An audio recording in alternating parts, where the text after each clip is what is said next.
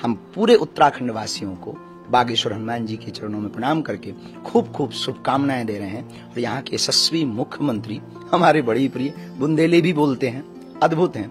Mail खेल rail सब में प्रगति अद्भुतपूर्व तरीके से बढ़ा रहे हैं। और सबसे बड़ी बात ये है कि यहाँ पर लैंड जिहाद को जो अच्छे तरीके से उन्होंने दूर किया, ये इसके लिए हम अपनी पीठ से बहुत बहुत शुभकामना दे रहे हैं पूरे उत्तराखंड वासियों को। साधुवाद, आज सभी संतों के दर्शन यहाँ पर हुए। यूं कहें कि धामी जी का यह निवास धाम बन गया।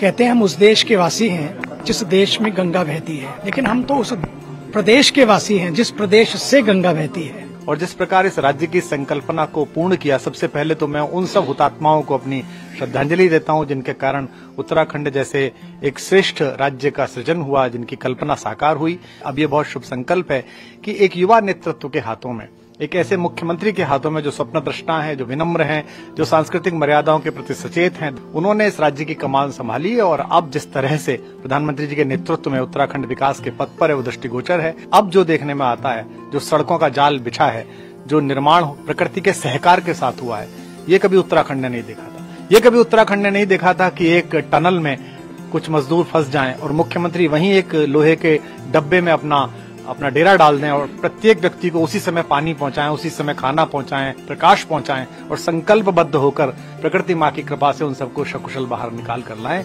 मैं इसके लिए सबको शुभकामनाएं देता हूं। विशेष रूप से मुख्यमंत्री जी को बहुत शुभकामनाएं देता हूं कि उनके नेतृत्व में ये प्रदेश उत्तरोत्तर प्रगति करे। उत्तराखंड में पहली बार कोई ऐसा मुख्यमंत्री आया जिसने लव जिहाद, लैंड जिहाद और सांस्कृतिक परंपराओं को अपनाने के लिए सभी संतों का सहयोग के साथ, संतों का आशीर्वाद भी लिया और उत्तराखंड को एक मूल स्थान पर ले जाने का प्रयास किया।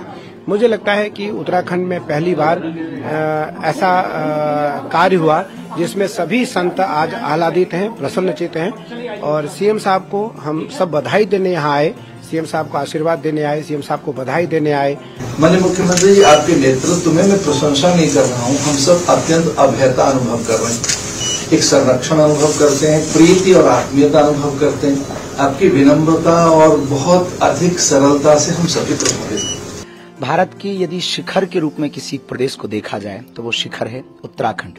प्रदेश के लिए जिन्होंने अपने जीवन की बलिदानी दी, उन सब के लिए हम भगवान से प्रार्थना कर रहे हैं। और वर्तमान में यह उत्तराखंड अभूतपूर्व संस्कृति और संतति से आगे बढ़ रहा है। अभूतपूर्व तरीके से यहाँ पर संस्कृति के कार्य हो रहे हैं। पूरे भारत और दुनिया के लोग जब भी भारत आए या भारत के लोग जब भी कहीं घूमने का मन बनाएं तो घूमने के हिसाब से नहीं, तीर्थ दर्शन के हिसाब से उत्तराखंड आए। हरिद्वार के सभी संत यहाँ आकर के, सभी बड़े महापुरुषों ने आकर के सीएम साहब को, पुष्कर सिंह धामी जी को यशस्वी, दीर्घायु, चिरायु और दीर्घकालीन सत्ता चलाने के लिए खूब लंबे समय तक, आज पहली बार ऐसा हुआ कि उत्तराखंड के प्रति हमारे भारत के यशस्वी प्रधानमंत्री जी की एक सुंदर सी नजर पड़ी है। और पुष्कर सिंह धामी जी को वो वात्सल्य जैसे स्नेह और भाव रखते हैं पुष्कर सिंह जी के प्रति, तो पुत्रवत भाव रखते हैं, वत्स जैसा भाव रखते हैं। उस स्थापना दिवस के पूर्व संध्या पर सभी संतों ने आकर के सीएम साहब को बधाई दिया। और आज उत्तराखंड को 25 वर्ष पूरे हुए हैं, तो जिसके लिए जिन्होंने अपना बलिदान दिया, अपना सर्वस्व आहुत किया, उन मातृशक्ति को, उन लोगों को भी हम स्मरण करें, याद करें, नमन करें, वंदन करें और उनके सपनों का उत्तराखंड बनाने के लिए हम संकल्पित हों।